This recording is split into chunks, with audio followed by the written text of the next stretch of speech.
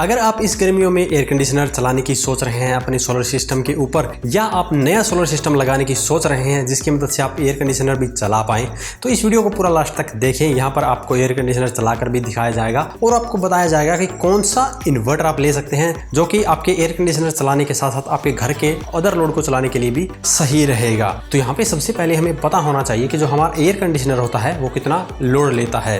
तो यहाँ पर मेरे एयर कंडीशनर की बात करूँ तो मेरे पास में 1.5 टन का एयर कंडीशनर है और एक 1 टन का एयर कंडीशनर है। तो जो 1 टन का एयर कंडीशनर है उसकी पावर कंजप्शन रहती है लगभग 1100 से 1200 वोल्ट के अराउंड, और वहीं पर जो हमारा 1.5 टन का इन्वर्टर एयर कंडीशनर है उसकी पावर कंजप्शन रहती है लगभग 2200 वोल्ट के अराउंड। लेकिन यहाँ पर हमें बेनिफिट ये मिलता है कि जब हमारा कमरा ठंडा हो जाता है उस समय जो उसकी पावर कंजप्शन है वो काफी कम हो जाती है। जो 1.5 टन का इन्वर्टर एयर कंडीशनर है जो कि 2200 वोल्ट के अराउंड लेता है जब फुल्ली लोड में होता है, तो इसकी जो मिनिमम जो पावर कंजप्शन रहती है वो 400 वोल्ट तक चली जाती है। जो मैंने टेस्ट की थी कि जब हमारा कमरा ठंडा हो जाता है पूरी तरह तो धीरे धीरे जैसे कम करेगा ये पावर कंजप्शन, वैसे वैसे कम से कम 400 वोल्ट पे ये चला जाता है। तो इसी प्रकार से आपका जो एयर कंडीशनर है उसकी जो मैक्सिमम पावर कंजप्शन है वो आप पता कर लीजिए, देन आप बड़ी ही आसानी से खरीद पाएंगे अपने लिए एक सही सोलर इन्वर्टर। यहाँ पर मैं सोलर इन्वर्टर का नाम इसलिए ले रहा हूँ क्योंकि जो हमारा सोलर सिस्टम होता है उसका मेन कंपोनेंट होता है वो सोलर इन्वर्टर ही होता है। उसी के ऊपर हमें लोड चलाना होता है, उसके ऊपर पैनल लगाने होते हैं। अगर आपने सही इन्वर्टर का चुनाव कर लिया,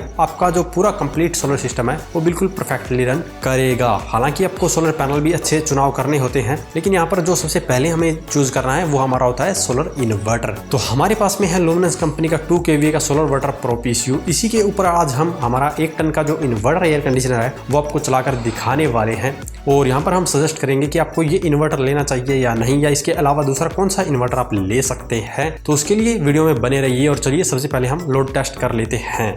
यहाँ पर हमने इन्वर्टर को बैटरियों के साथ में कनेक्ट कर दिया है, लेकिन अभी इसको हमने ऑन नहीं किया है। और यहाँ पर इसके बैक तरफ आप देखेंगे तो सिर्फ आउटपुट की 2 वायर को ही कनेक्ट किया है हमने, जिसके साथ में हमने सीधे एयर कंडीशनर को कनेक्ट कर दिया है। हालांकि इसके पीछे जो टर्मिनल ब्लॉक दिया गया है वहाँ पर हम AC इनपुट, AC आउटपुट और सोलर पैनल के कनेक्शन कर सकते हैं, लेकिन हमने सिर्फ यहाँ पर आउटपुट की वायर को ही कनेक्ट किया है, जिससे कि हम सीधे एयर कंडीशनर को इसके ऊपर चला पाए, क्योंकि हमें सिर्फ बैटरी के ऊपर इसे चलाना है, जिससे कि हमें पता चलेगा कि ये इस इन्वर्टर एयर कंडीशनर को चला सकता है या नहीं। तो चलिए अब हम इसे ऑन कर लेते हैं। और हमारा इन्वर्टर तो यहाँ पर ऑन हो गया है, और यहाँ पर आप देखेंगे डिस्प्ले पर आपको 00 दिखाई दे रहा है, और AC अभी हमने ऑन नहीं किया है।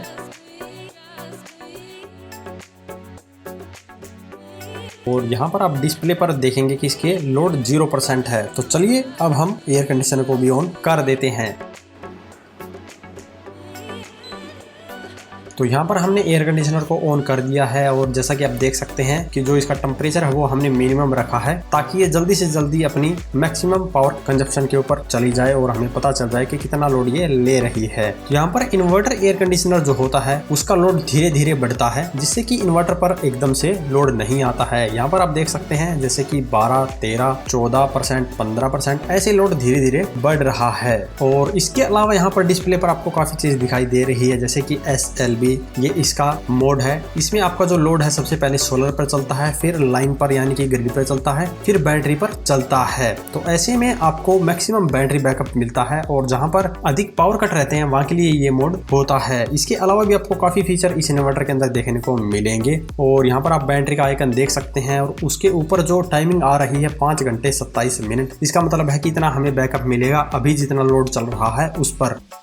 लेकिन ये जो लोड है वो बढ़ रहा है। यहाँ पर आप देख सकते हैं 29% हो गया है। तो ये लोड जैसे जैसे बढ़ेगा जो इसका बैकअप टाइम है वो धीरे धीरे कम होता रहेगा, जैसा कि आप आगे देखेंगे। तो चलिए हम फटाफट आपको दिखा देते हैं कि मैक्सिमम ये कहाँ तक जाएगा।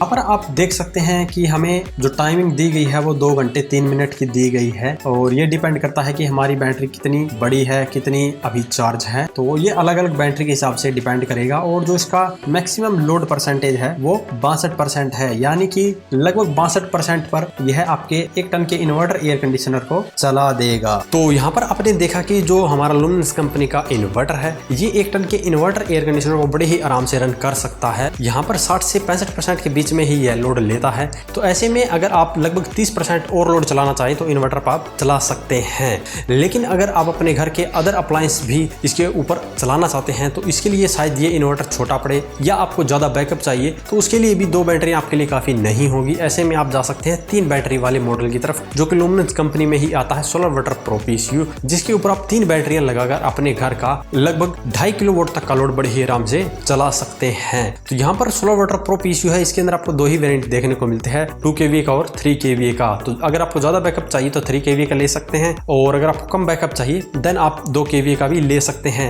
अगर आप ऑफिस के अंदर लगाना चाहते हैं जहाँ पर आप सिर्फ दिन के समय में ही काम करते हैं, बैटरी बैकअप की आपको इतनी आवश्यकता नहीं है, देन आपके लिए SolarVator जो Pro PCU 2 kVA का मॉडल है वो सही रहेगा। 2 बैटरियों से आपका काम चल जाएगा। या अगर आप अपने घर के लिए लगाना चाहते हैं तो वहां पर आपको बैटरी बैकअप की आवश्यकता पड़ती है और आपके घर के अदर अप्लायंस भी आपको चलाने पड़ते हैं, तो आपको 3 बैटरियों वाला लेना पड़ेगा। लेकिन फिर भी अगर आपको ज्यादा बैकअप की आवश्यकता है देन आपको जाना पड़ेगा 4 बैटरियों वाले सोलर PCU की तरफ, जो कि आपको अदर कई ब्रांड में मिल जाता है 3 kVA के 4 बैटरियों के साथ में। लेकिन यहाँ पर मैं रिकमेंड करूंगा कि आप थोड़े से ज्यादा पैसे इन्वेस्ट कीजिए और 4 बैटरियों वाला लेना चाहते हैं तो 5 kVA का ही लीजिए, ताकि इन फ्यूचर अगर आप ज्यादा लोड चलाना चाहें, ज्यादा पैनल भी लगाना चाहें तो बड़े ही आराम से लगा पाएं। तो उम्मीद है आपको आपके सवाल का जवाब मिल गया होगा कि एयर कंडीशनर चलाने के लिए आपको कौन सा इन्वर्टर लेना चाहिए। तो आज की इस वीडियो में इतना ही। अगर वीडियो पसंद आए तो वीडियो लाइक करें, शेयर करें, साथ ही हमारे चैनल को सब्सक्राइब करें। सब्सक्राइब करने के साथ साथ बेल आइकन को जरूर दबाएं ताकि इसी प्रकार की वीडियो आपको समय समय पर मिलती रहे। धन्यवाद।